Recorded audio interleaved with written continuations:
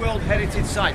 I'm Yeoman Sergeant Pete McGowan. I'm one of 37 yeoman warders that lives and works within the walls of the tower, commonly known as a beefeater. I'll tell you more about that later on the tour. Over the years, I'll say we'll go over many things now. The town of London. Our story began here in the year 1066 when William the Duke of Normandy, better known as William the well done, defeated the Saxon King Harold II at the Battle of Hastings. Well done. William was crowned King William I of England on Christmas Day of that year, but continued to have defied the people of England who did not take kindly to Norman domination. William needed to build a citadel to impress and overawe the people of London, and he chose an area to the east of the city on the site of an old Roman fort, and thus built his royal palace and fortress in 1078, the first of its kind in England. We know that building today as the White Tower. It's located over the other side of the building to get a better view later on the tour, as long as we get that far. Over the years, successive monarchs have added to the defences of the tower, and in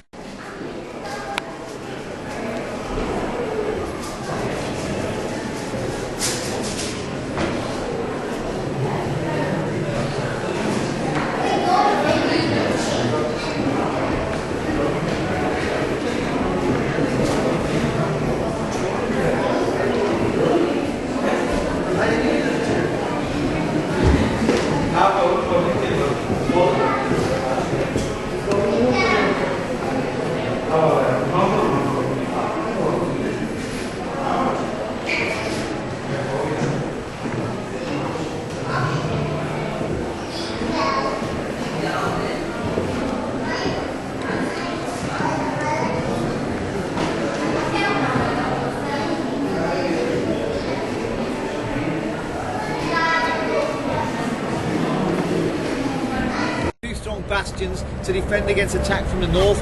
There you can see one of the bulging legs mount, and further round on the northeast corner is a bulging brass mount.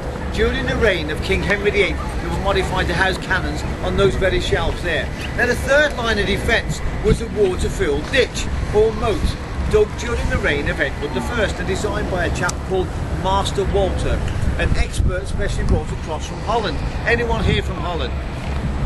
Yeah. Right, it's your fault.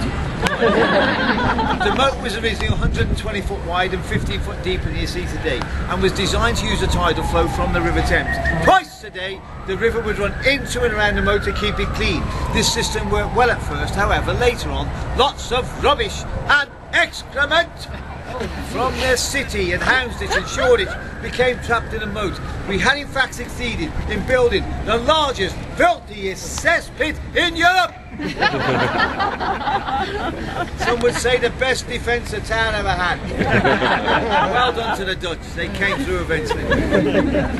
Now it was to stay that way for the further 500 years. We also got used to the stench, until in 1843 the Duke of Wellington, then Constable of the town, asked permission from Queen Victoria to have the moat drained. Permission was duly granted, and the moat was drained and filled with sand and shingle to the level you see today. It was then used as an exercise and parade ground by soldiers from within the tower garrison, of which was over 1,000 soldiers in those days. Now, apart from being a royal palace and fortress, the tower has had many other uses. The crown jewels have been safely stored here since 1303.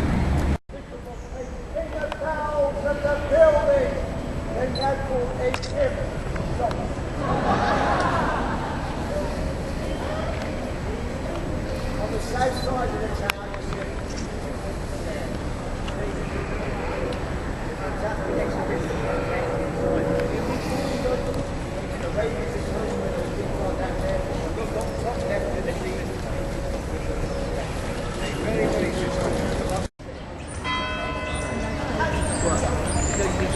sometimes it's not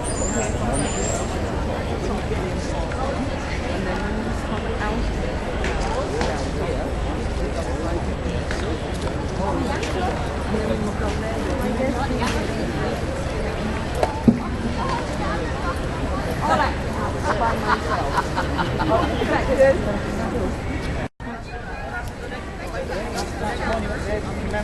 where the scaffold site was erected, the half a dozen have got executed there. Remember, there's only 6 executed there, all the rest until 1,500 were executed on Tower Hill.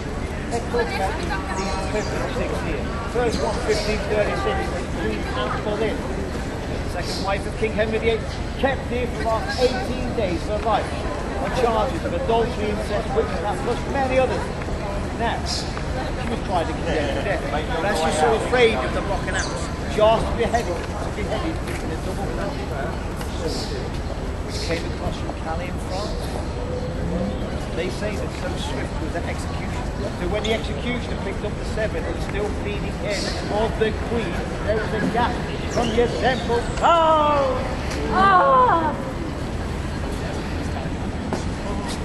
As they noticed, their eyes continued to gaze around the crowd, and the lips were moving as if still in prayer.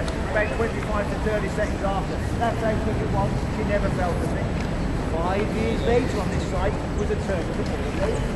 Margaret Cole, Canton of Norway, Plantagenet Princess, and aunt of King Edward VIII, who was also the mother of the Roman Catholic Cardinal Reginald Pole, who dared to plead for the safety of the continent against the religious changes King Edward VIII was introduced as head of the church. So, Henry across the border, Henry went to the monastery. Margaret was at the